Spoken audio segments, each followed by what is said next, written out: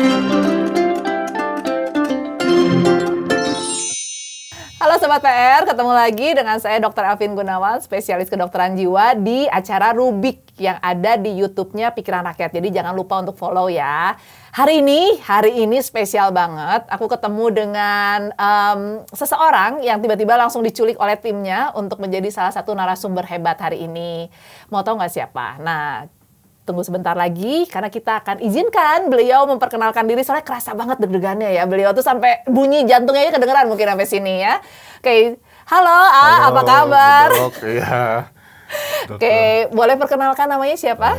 Halo Sobat PR, saya Reza Pratama, saya buruh gambar di PRMN. Sobat PR mau nanya nih, udah nikah atau belum? Sudah Sudah. nikah. Oke, anak ada berapa?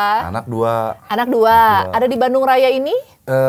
Satu di Bandung, sedang kuliah. Satu lagi. Oh, udah kuliah. Ya, satu lagi sekarang baru masuk pendaftaran SMP. Oh, SMP. Oh, tapi di Bandung? Di Kudus. Oh, di Kudus. Ya. Nyonya? Di Kudus juga. Oh, ternyata ini Di pejuang beda kota. LDM, Sobat PR, Long Distance Marriage. Jadi moga-moga udah terbiasa ya, nanti ada LDR, ada LDM juga. Nah, sudah berapa lama LDM ini? Menikah 4 tahun mungkin, 4 tahunan. Jeng 2021 tuh jeng nu mana, Eta?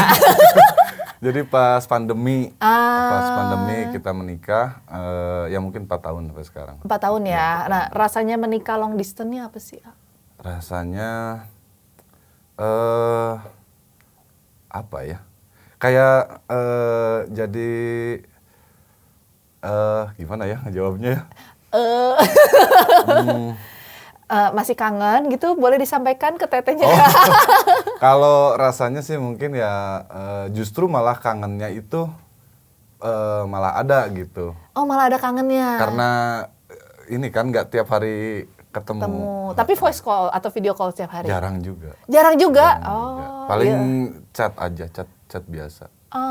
Chat Oke. biasa baru itu ya pas sebulan mungkin sekali, 3 hari baru kesana gitu. Baru pulang. Jadi pertemuannya sebulan sekali untuk 3 hari dalam 1 Ya, bulan. betul, gitu. Sehari-hari video call saban dinten gitu? Ada mungkin ya yang beberapa video call ada gitu. Cuman nggak setiap hari yang video call nggak. Gitu.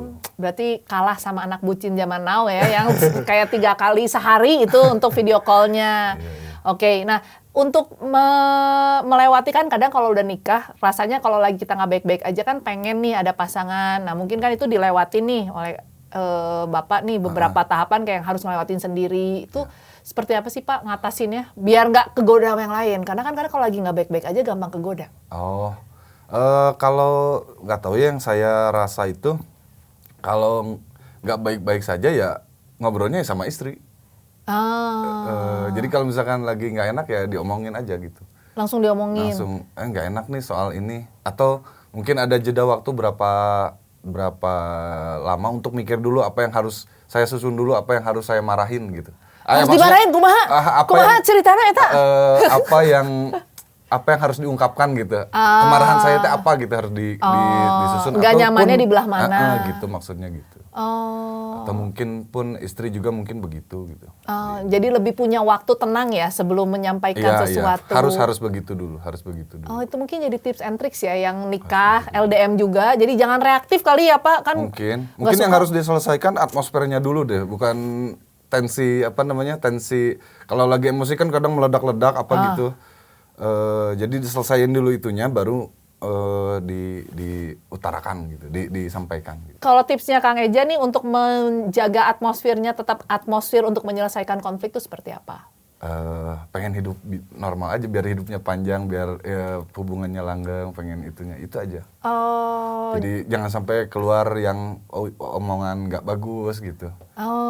Kalimat-kalimat yang bikin sakit hati bikin sakit ya. hati, nanti anak tahu, nanti orang tua tahu gitu, buntutnya panjang lah itu nanti. Gitu aja. Jadi harus dipikir benar untuk ngomong sesuatu tuh.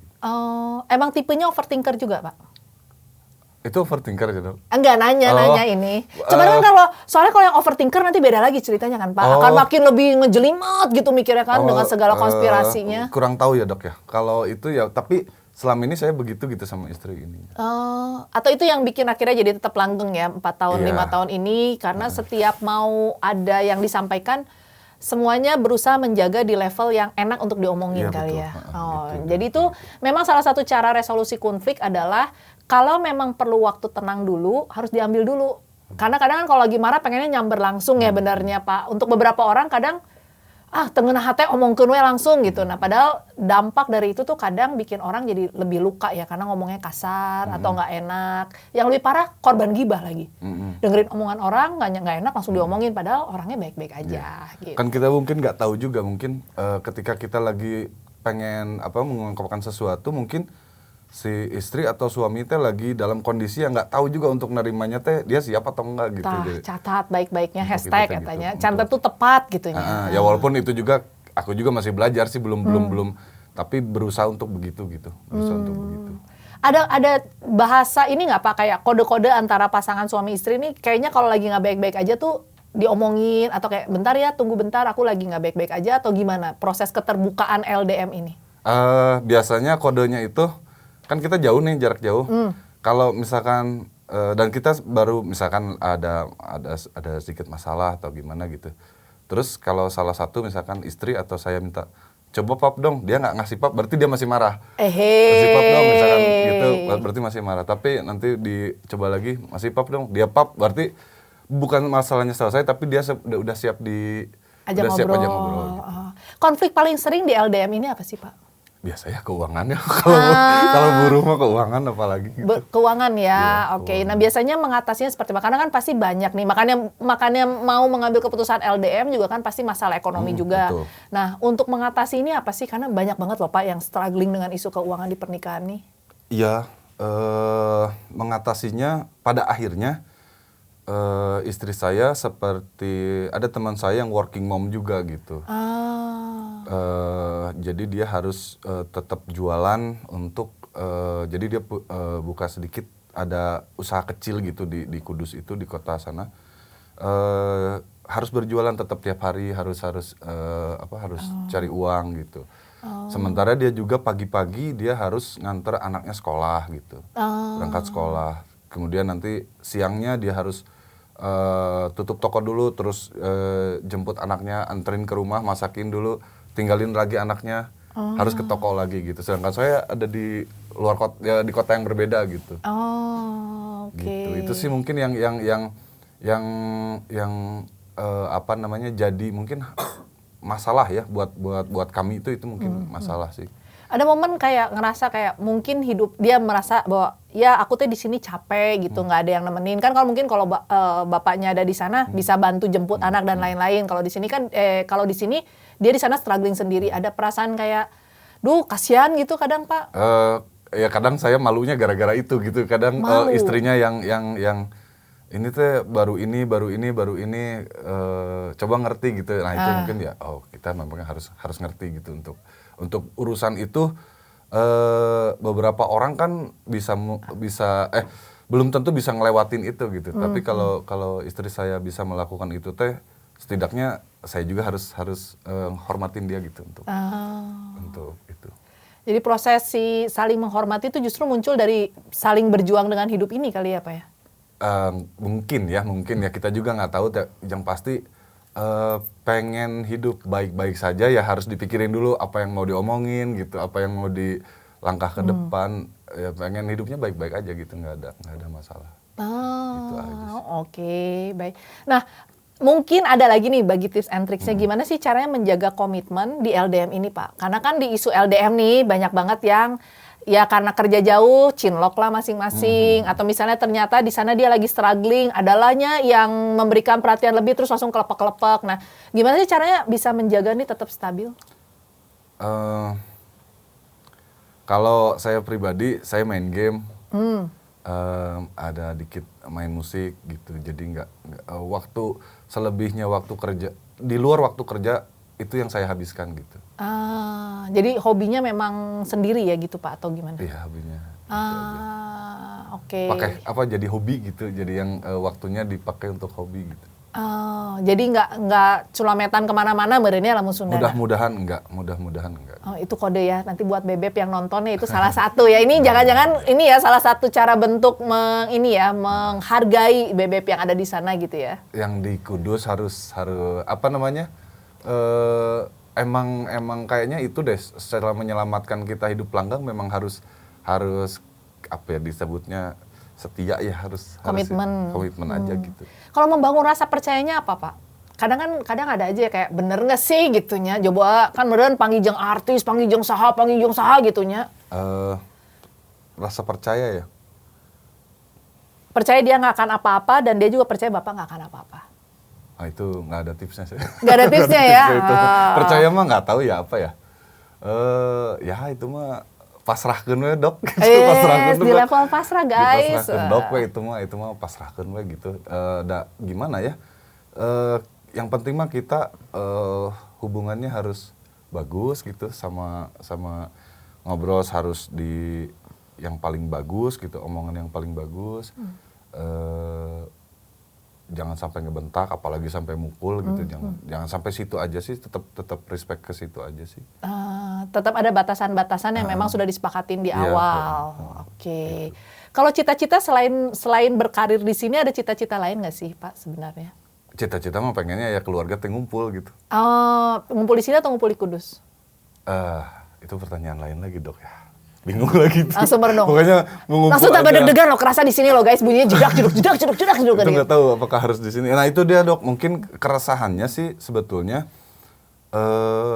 kenapa harus pisah kota, kenapa harus itu mungkin karena ekonomi, mungkin karena biasanya upah laki-laki itu tidak bisa mengcover ibu rumah tangga. Jadi maksudnya harusnya pekerjaan ibu rumah tangga itu dibayar oleh penuh, ditumpukan di upahnya suami atau di upahnya istri gitu. Jadi segala kebutuhan rumah tangga itu, jadi si istri itu tidak boleh lagi bekerja di luar, tapi dia melakukan pekerjaan domestik dan dibayar full oleh coveragenya pria. suami. Catat ya guys, baik-baik. Atau perempuan yang bekerja, terus laki-lakinya pilih menjadi bapak rumah tangga ya domestik, berarti harus di cover sama istrinya gitu. Silih-salingnya itu ya Pak ya? Ya gitu, harusnya coveragenya di situ. Ya cara healingnya ngomongin waroknya pemerintah sih sama istri. Nanti panjang lagi itu Pak. Apalagi tambah lagi 6 bulan cuti wanita kan, gimana mau nutupnya ya untuk para pria gitu, kan itu ya. Kan. Nah, kalau misalnya suruh milih Kudus atau di Bandung, pilih mana nih Pak? Sebenarnya saya pernah ke Kudus sih, kota yang sangat slow living, slow living. Terus biaya hidupnya juga nggak terlalu wow ya. Kayaknya kalau kesini tuh orang stres Pak, baru 100.000 di Bandung tuh kayaknya sehari juga nggak lewat. Kalau di Kudus tuh seminggu juga kayaknya kelewat sih itu. Kalau masih mau jajan di luar ya masih bisa gitu. Kami sih nganggap kalau pindah kota itu kayak pindah agama dok. Jadi semuanya akan dibangun lagi dari nol. Kan kalau misalkan istri saya dagang di Kudus, dagang bajunya dari Bandung, dibawa ke Kudus. Ini Bapak yang surveinya? Enggak, dia udah jalan duluan dagangnya, udah laku duluan di sana gitu. Nah jadi dia sudah laku jualan di Kudus. Nanti kalau balik ke Bandung, belum tentu si dagangan itu start from zero lagi. Start from zero lagi. Pun kalau misalkan saya harus di Kudus, belum tentu bisa dapat pekerjaan seperti sekarang misalkan gitu. Nah itu yang bikin justru itu masalah terbesarnya, kita belum menyelesaikan tanda tanya itu gitu. Kalau kita ngumpul di satu kota, ini gimana gitu. Ya mungkin ngambil kota ketiga yang semuanya memulai dari nol bareng-bareng ya. Bareng-bareng gitu. Tapi itu kan faktor U ya Pak, memulai sesuatu di usia 20-30 sama memulai sesuatu di usia 40-50 itu kan pasti beda ya. Dari effort, energinya dan lain-lain. Jadi pertimbangannya mungkin tambah banyak ya. Iya. Tambah adaptasi lagi kotanya baru kan. Kotanya baru, belum nanti sekolahnya nanti anak ketemu teman-teman baru yang beda budaya kebiasaannya, beda dibully dehnya setelah beda bahasanya aja itu udah susah sih gitu. Jadi nanti moga-moga sobat PR yang ngelihat isu hari ini itu nggak sering nanya ya Pak, biasanya kan kunaon atau tuh imahkeun gitunya, kayak panjang lagi gosipnya ke yang lain-lain sehingga orang merasa tidak nyaman ditanya gitu kan, nggak nyaman ya kalau tiap ketemu kenapa belum pindah serumah lagi gitunya. Nah itu kan suatu hal yang mungkin di keputusan keluarga tuh tiap keluarga punya pertimbangannya masing-masing. Betul. Gitu. Nah, untuk para pejuang LDM kira-kira mau seperti apa, Pak? Siapa tahu dia lagi berjuang juga di masa lagi galau, atau misalnya mau nikah nih ya, Sobat PR anu masih single-single mau nikah tapi harus menjalankan LDM. Buat Sobat PR yang lebih duluan LDM daripada saya, mending komen, kasih paham saya, kasih nasihat saya, gimana caranya LDM lebih bagus, LDM lebih lebih profesional LDM profesional, atau punya ide yang lebih bagus, gimana, mending komen, kasih paham. Kalau saya sih ngalaminnya di saat lagi sedih, di saat lagi mikir jajan atau jajan tuh maksudnya jajan kalau kebutuhan biologis itu mending ulah lah gitu, mending dipakai buat ngumbah wadah atau nyuci imah, itu sama, mungkin perasaannya mungkin sama dengan melakukan hal-hal seperti itu gitu. Tapi itu godaan terbesar loh Pak. Pasien saya yang datang ke poli itu biasanya konflik awalnya tadi merasa pertama kesepian. Kesepian, butuh teman ngobrol, curhat lah jeung babaturannya, nyantel. Eta carita hiji. Micet. Ya micat mah itu effort lebihnya, misalnya aing butuh pisan. Tadinya cuma pengen sekali-sekali doang gitunya, tapi lama-lama jadi keranjingan. Akhirnya bikin masalah lagi gitu. Nah, kalau udah hilaf mah susahnya. Kan gitu. Godaan yang dicobai itu akhirnya beda level lagi. Bahkan mungkin sebelum jauh ke sana ya. Bahkan kalau bisa mah jangan sampai tergoda lah gitu. Jangan sampai tergoda. Nu bisa melindungi apa nih? Pengalaman pribadi ya Pak, mungkin bukan menceramai ya Sobat PR, tapi pengalaman pribadi apa sih supaya saya jangan sampai tergoda? Punya rasa malu aja. Guys. Kita teh tidak bukan entitas sendirian di bumi teh. Kita teh ada juga orang tua yang malu kalau kita gitu, berarti didikan kolotna kieu. Kayak anak juga ngelihatnya si ieu mah kieu. Bapak urang jadi, ya. Gitu, tetangga, teman kerja gitu semuanya. Bukan entitas sendirian lah. Dunia itu lain hungkul birahi kamu gitu. Atau kahayang maneh hungkul gitu. Betul. Dunia tidak berjalan sesuai keharap kita nyapanya gitu. Jadi itu ya guys. Jadi untuk yang lagi LDM lagi sekarang lagi mikir-mikir kok hidup nih setelah LDM banyak penderitaan, banyak susahnya, pikirkan ada rasa malu mungkin yang bisa menjadi kontrol diri ya, Pak. Karena itu kontrol diri tuh sekarang zaman yang aku rasa sudah terlalu banyak lunturnya ya, Pak, rasa malu seseorang sehingga dia punya keberanian lebih untuk menyakiti orang lain, untuk ngambil sesuatu yang bukan haknya, sehingga akhirnya ya kalau semuanya merasa ini mah kabutuh urang, kumaha urang we ya masalah terus akan jadi gitu. Oke, Sobat PR, terima kasih ya Pak. Moga-moga itu bisa menguatkan teman-teman yang LDM atau yang mau LDM. Ditunggu banget komennya untuk yang ngasih semangat buat para pejuang LDM atau yang mau bagi-bagi tips and tricks ya Pak. Siapa tahu itu bisa menguatkan sesama teman-teman Sobat PR untuk terus belajar menjaga komitmen, tanggung jawab, dan terus mencintai pasangannya seperti yang dijanjikan di awal pernikahan. Sampai ketemu lagi, dadah!